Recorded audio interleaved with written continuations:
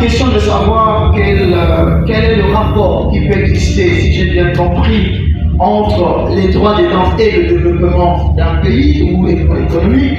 Effectivement, il y a un rapport. Le rapport, il est évident parce qu'il faut d'abord, il ne faut jamais oublier que les droits des hommes sont interchangeables.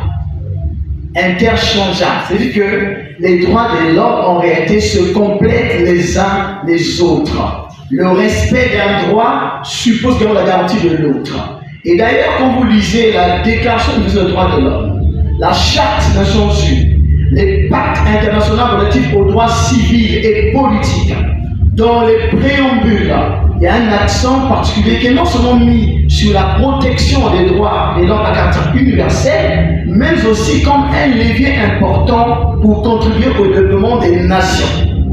Et ce qui a mené donc les Nations Unies toujours à élaborer 20 ans ou 25 ans plus tard ce qu'on appelle les OMD, les objectifs du développement.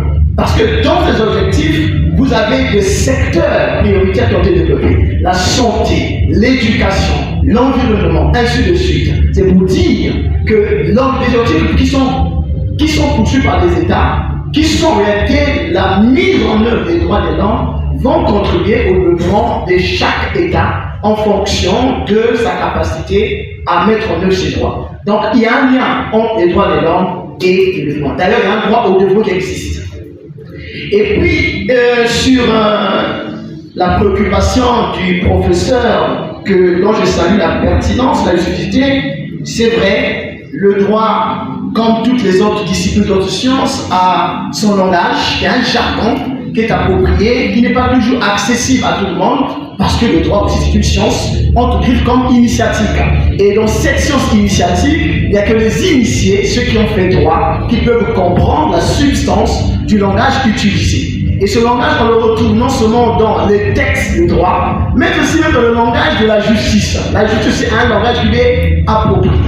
Mais depuis, je crois, 10 ans ou 15 ans, comme on peut même relativiser, depuis 10 ans ou 15 ans en France, il y a une volonté qui est affichée par la haute juridiction, la Cour de cassation et le Conseil d'État, de vouloir non seulement simplifier la procédure, mais aussi le style de rédaction des jugements, et enfin, celui du langage utilisé dans le seul objectif de rendre accès facile à la justice. Je prends un exemple très simple. Vous devez être devant le juge, et le jour où le juge doit rendre sa décision, on vous dit, en conséquence, d'écoute M. X de toutes ses demandes, faits et conclusions, et le condamne au dépend. Mais un citoyen lambda qui n'est pas un professeur de droit ne comprend rien du mot d'écouter, ne comprend rien du mot dépend. Il ne sait pas de quoi il s'agit. Il est obligé donc de revenir vers un professionnel. Mais qu'est-ce que le juge a voulu dire? Qu'est-ce qu'il a voulu dire? Or, moi je suis convaincu d'une chose, autant qu'il faut garder le mystère, autant à un moment donné, il faut assurer l'équilibre entre le mystère lié au charme linguistique de la règle de droit et du langage, mais aussi la facilité d'accessibilité au langage, ce qui pourrait faciliter et préserver le recours effectif.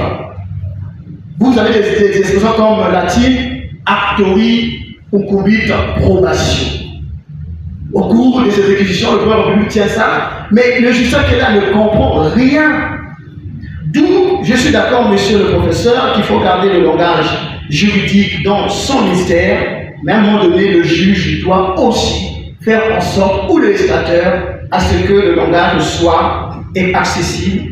D'ailleurs, le rôle du juge, c'est vrai, c'est de donner une interprétation à un langage ou un concept qui paraît flou, mais si le mot est déjà très simplifié, il n'y aura aucune difficulté.